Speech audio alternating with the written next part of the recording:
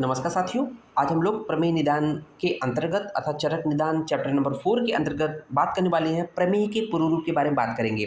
प्रमेय का पूर्व रूप जो होता है किसी भी कॉम्पिटिटिव एग्जाम में, चाहे एआईपीजीटी हो, चाहे एमडी एमएस, किसी भी एग्जाम में, चाहे मेडिकल ऑफिसर हो, लगभग लगभग हर एग्जाम में यहाँ से कुछ इंपॉर्टेंट पॉइंट पूछे जाते हैं। तो यहाँ पर देख लेंगे, बहुत ध्यान से पढ़िएगा, जो कि आपके नेक्स्ट एग्जाम के लिए भी इंपॉर्टेंट होने वाला है।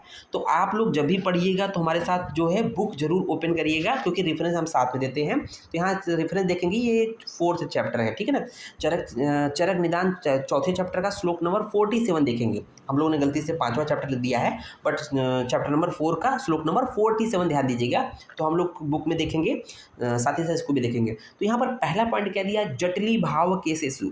जटिली भाव केसेसु मतलब उसके जो जटाएं होंगी, उसके जो केस होंगे, बहुत ही जटिल होंगे। जटिल इसलिए होंगे कि उसके पूरे शरीर के रोमकूप से, छिद्रों से मल निकलते हैं। कितना भी नहा धो ले, हमेशा मतलब वो गंदगी रहता है, जिसकी वजह से जो बाल होते हैं उलझे हुए होते हैं। इसलिए टर्म है जटिली भाव केसेस, वेरी वेरी इंपॉर्टेंट है, अक्सर एग्जाम में पूछा जाता है। सो देखिए, माधुर्य आशा से मुख में हमेशा मधुरता बनी रहेगी, ठीक है ना। उसको देखेंगे, कर पादियो सुतता दाहु।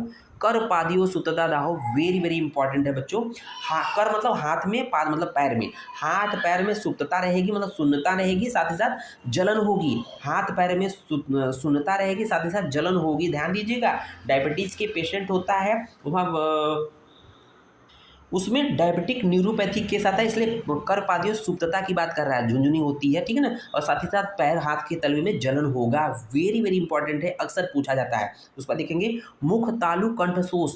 मुख तालु कंठशोष, क्योंकि उसको बार बार वो टॉयलेट जाता है ना, तो बार बार उसको यूरिन जाता है, इसलिए उसको मतलब कि मुख और तालु कंठशोष, इसका मतलब शरीर में पानी की कमी है, ठीक है ना। तो ये क्लियर हो गया। पिपासा, बार बार प्यास भी तो लगेगा। मुख तालु कंठशोष का मतलब क्या होता है कि उसको प्यास लगी हुई है, उसको पानी पिलाइए। आलस से रहेगा ही रहेगा, जान बेजान सा शरीर बना रहेगा। मल काय, पूरे शरीर में मल बना रहेगा। क्यों? काय छिद्रेशु उपदेह, जो शरीर के छिद्र होते हैं, रोमकूप होते हैं, उसमें मल भरे रहेंगे, बार बार मल भरे रहेंगे, ठीक है ना। वेरी वेरी इंपॉर्टेंट है, काय छिद्रेशु उपदेह, ठीक है ना। उसको देखेंगे, परिदाह सुप्तता च अंगेशु। अंगों में, अंगेशु मतलब शरीर के अंगों में परिदाह, जलन होगा और सुप्तता रहेगा, ठीक है ना। उसको देखेंगे, सडपाद पिपीलिका विष शरीर मूत्रा विसर्णम। जो व्यक्ति इस रोग से ग्रसित रहेगा, उसके शरीर, उसके मूत्र में, उसके शरीर के मूत्र से, मतलब उसके मूत्र पर जो है सडपद पिपीलिका मतलब चींटियां आ जाएंगी। उसके जो यूरिन पर, जहाँ भी यूरिन टॉयलेट पास करेगा, वहाँ पर चींटियां पहुँच जाएंगी। इससे पता चल जाता है कि वो व्यक्ति डायबिटीज़ है, डायबिटिक है या प्रमेह का रोगी है। मूत्रे च मूत्र दोषा, मूत्र में मूत्र के अन्य दोष उपस्थित हो जाते हैं। जो सामान्य व्यक्ति होता है उसके मूत्र में कोई विशेष दोष नहीं होता है, लेकिन जो प्रमेह का, जो डायबिटिक का रोगी होता है, उसके मूत्र में विभिन्न प्रकार के दोष उत्पन्न हो जाते हैं। विश्रम शरीर गंधम, शरीर से दुर्गंध आने लगती है, विभिन्न प्रकार की दुर्गंध आने लगती है।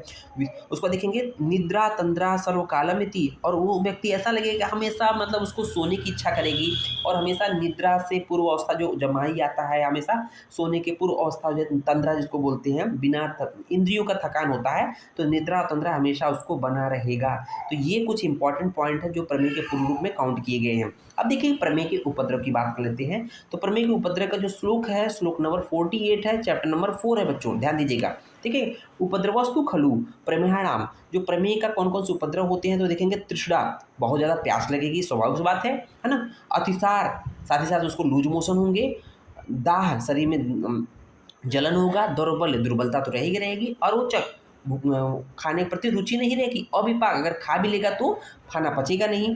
पूति मांस, मतलब सड़े मांस जो होता है सड़ने लगेगा, तभी तो प्रमेह पीड़िका उत्पत्ति होती है। जब मांस सड़ेगा तो क्या होगा, पीड़िका की उत्पत्ति होगी। पीड़िका बनने से अलजी, विद्रधि आदि जो है पीड़िकाएं उत्पन्न होती हैं। ये तो थे प्रमेह के उपद्रव। और लास्ट में देखेंगे, 7वां पॉइंट देखेंगे, प्रमेह का चिकित्सा सूत्र, वेरी वेरी इंपॉर्टेंट है। प्रमेह का चिकित्सा सूत्र क्या है, तो देखेंगे, तत्साध्यान प्रमेहान संशोधन उपशमनार्थ अर्थ, अर्थात कि प्रमेह के रोगियों में जो साध्य, जो प्रमेह रोग है, साध्य प्रमेह रोग मतलब कौन कौन से, जो कफज प्रमेह है, तो जो कफज, जो साध्य प्रमेह रोग है अर्थात कफज प्रमेह है, उसमें संशोधन और उपशमन चिकित्सा करानी चाहिए। कौन सी चिकित्सा है, संशोधन और उपशमन चिकित्सा करानी चाहिए। संशोधन में वमन है, विरेचन है, वस्ती है, नशे है, डिफरेंट जो भी आवश्यकता हो उस हिसाब से दे सकते हैं। साथ ही साथ उपशमन चिकित्सा भी कराई जा सकती है।